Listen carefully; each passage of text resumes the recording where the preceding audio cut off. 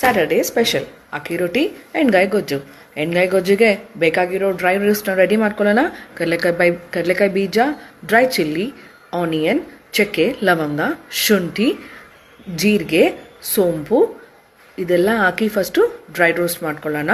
ಈ ಕಡೆ ಮಸಾಲ ರೊಟ್ಟಿಗೆ ಚಾಪ್ ಮಾಡ್ಕೊಂಡಿರೋ ಸಬ್ಸಿಗೆ ಸೊಪ್ಪು, ಗ್ರೇಟೆಡ್ ಮಾಡ್ಕೊಂಡಿರೋ onion, carrot, radish, slit and clean ಮಾಡ್ಕೊಂಡಿರೋ ಬದನೆಕಾಯಿ, ಆ ಕಡೆ ಕರಿಬೇವು, ಈ ಕಡೆ ಚಾಪ್ ಮಾಡ್ಕೊಂಡಿರೋ ಗ್ರೀನ್ ಚಿಲ್ಲೀಸ್. ಸೊ ಇದಿಷ್ಟು ರೆಡಿ ಮಾಡಿಕೊಂಡು ಈಗ ಡ್ರೈ ಇಂಗ್ರೀಡಿಯೆಂಟ್ಸ್ನ ಮಿಕ್ಸಿಗೆ ಹಾಕ್ಕೊಂಡು ಚೆನ್ನಾಗಿ ಸ್ಮೂತಾಗಿ ಒಂದು ಪೇಸ್ಟ್ ಮಾಡ್ಕೊಳ್ಳೋಣ.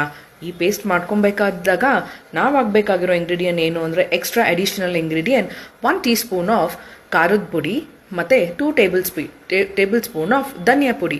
ಬೇರೆ ಯಾವ ಗರಂ ಮಸಾಲ ಪೌಡರ್ ಏನು ಹಾಕಬೇಡಿ, ಬಿಕಾಸ್ ಇಟ್ ಡಾಮಿನೇಟ್ಸ್ ಟೇಸ್ಟ್. ಇದು ಸ್ವಲ್ಪ ನೀರು ಹಾಕ್ಕೊಂಡು ಸ್ಮೂತ್ ಕನ್ಸಿಸ್ಟೆನ್ಸಿ ಬರೋವರೆಗೂ ಡ್ರರ್ ಅಂತ ಗ್ರೈಂಡ್ ಮಾಡ್ಕೊಳ್ಳಿ. ಗ್ರೈಂಡ್ ಮಾಡ್ಕೊಬೇಕಾದಾಗಲೇ ಘಮ ಘಮ ಅಂತ ವಾಸನೆ ಬರ್ತಾ ಇರುತ್ತೆ. ಈಗ ಇದು ಗ್ರೈಂಡ್ ಮಾಡ್ಕೊಂಡಿರೋ ಪೇಸ್ಟನ್ನು ನಾವು ಫಸ್ಟು ಬದನೆಕಾಯಿ ಜೊತೆ ಡಿಪ್ ಮಾಡಿ ಬಾಣಲಿ ಒಳಗಡೆ ಪ್ಯಾನ್ ಒಳಗಡೆ ಬಿಡೋಣ. ಆ ಪ್ಯಾನಿಗೆ ನಾವು ಫಸ್ಟು ಎಣ್ಣೆ ಹಾಕ್ಕೊಳ್ಬೇಕು. ಜಾಸ್ತಿ ಎಣ್ಣೆ ಹಾಕ್ಕೊಂಡ್ರೆ ಜಾಸ್ತಿ ಟೇಸ್ಟ್.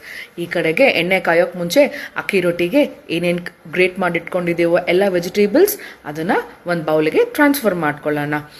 ಇನ್ನೊಂದು ಸತಿ ಹೇಳ್ತೀನಿ, ಗ್ರೇಟೆಡ್ ಕ್ಯಾರೆಟ್ಸ್, ರಾಡಿಶ್, ಆನಿಯನ್, ಸಬ್ಸಿಗೆ ಸೊಪ್ಪು, ಉಪ್ಪು, ಸೋಂಪು ಮತ್ತು ಚಕ್ ಅಂತ ಚಾಪ್ ಮಾಡ್ಕೊಂಡಿರೋ ಗ್ರೀನ್ ಚಿಲ್ಲೀಸ್ ಇದಿಷ್ಟೂ ಹಾಕ್ಕೊಂಡ್ಮೇಲೆ ಇದಕ್ಕೆ ಅಕ್ಕಿ ಹಸಿಟ್ಟು ಹಾಕ್ಕೊಂಡು ಚೆನ್ನಾಗಿ ನೀರು ಹಾಕ್ದಿರಾನೆ ನೀಟಾಗೆ ಡ್ರೈ ಆಗಿ ಫಸ್ಟು ಮಿಕ್ಸ್ ಮಾಡ್ಕೊಳ್ಳೋಣ. ಯಾಕಂದರೆ the fibre vegetables have more water. So ಮುಂಚೆನೇ ಜಾಸ್ತಿ ನೀರು ಹಾಕಿದರೆ ಅದು ತುಂಬ ಪೇಸ್ಟ್ ಥರ ಹೋಗ್ಬಿಡುತ್ತೆ. ಈ ಅಕ್ಕಿ ರೊಟ್ಟಿ ಸ್ಮೂತಾಗೂ ಇರಬಾರ್ದು, ಗಟ್ಟಿಯಾಗೂ ಇರಬಾರ್ದು. It should be in equal consistency ಇದ್ದರೆ ರೊಟ್ಟಿ ಚೆನ್ನಾಗೂ ತಟ್ಬೋದು, ತವ ಮೇಲೆ ಚೆನ್ನಾಗೂ ಬೇಯಿಸ್ಬೋದು, ಆಮೇಲೆ ನೀಟಾಗಿ ಒಳಗಡೆನೂ ಹೋಗುತ್ತೆ. ಸೊ ಸ್ವಲ್ಪನೇ ನೀರು ಹಾಕ್ಕೊಂಡು ಕಲ್ಸ್ಕೊಂಡು ಲಾಸ್ಟ್ನಲ್ಲಿ ಒಂದು ಸ್ವಲ್ಪ ಎಣ್ಣೆ ಹಾಕ್ಕೊಂಡು ಅದು ಸ್ವಲ್ಪ ಸಾಫ್ಟ್ ಡೋಟ್ ಬರೋವರೆಗೂ ಮಾಡಿಟ್ಟು ಕ್ಲೋಸ್ ಮಾಡಬೇಕು.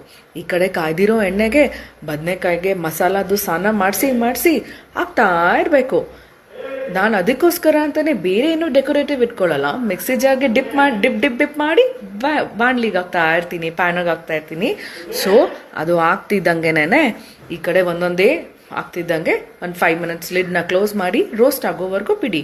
ಆಮೇಲೆ ಮತ್ತೆ ಪ್ಲೇಟ್ ತೆಗ್ದು ಎರಡು ಕಡೆನೂ ರೋಸ್ಟ್ ಆದಮೇಲೆ ಅದಕ್ಕೆ ನೀವು ಎಕ್ಸ್ಟ್ರಾ ಉಳ್ಕೊಂಡಿರೋ ಮಸಾಲಾನೆಲ್ಲ ಹಾಕಿ ಒಂದು 15 ಮಿನಿಟ್ಸ್ ಕ್ವಿಕ್ ಬೇಕ್ ಕೊಡಿ for 15 minutes in a medium flame. ಈ ಕಡೆ ರೊಟ್ಟಿ ನೀಟಾಗಿ ಮ್ಯಾರಿನೇಟ್ ಆಗಿದೆ, ಎಲ್ಲ ವೆಜಿಟೇಬಲ್ಸ್ ನೀಟಾಗಿ ಬ್ಲೆಂಡ್ ಆಗಿದೆ. ಜೊತೆಗೆ ಫಸ್ಟ್ ಎಲೆ ಮೇಲೆ ರೋಲಿಂಗ್ ಶೀಟ್ ಮೇಲೆ ಪಟಪಟ ಅಂತ ತವ ಮೇಲೆ ಹಾಕಿ ಟೇಸ್ಟಿ ಆಗಿರೋ ರೊಟ್ಟಿನ ಮಾಡಿಕೊಂಡು ಅದಕ್ಕೆ ಎಣ್ಗಾಯಿ ಬದನೆಕಾಯಿ ರೆಡಿ ಇರುತ್ತೆ. ತಟ್ಟೆಗೆ ಹಾಕೊಳ್ಳೋದೆ, ಗೊಜ್ಜು ಹಾಕೊಳ್ಳೋದೆ, ತಿಂತಾ ಇರೋದೆ. ಇಲ್ಲಿಗೆ ನಮ್ಮ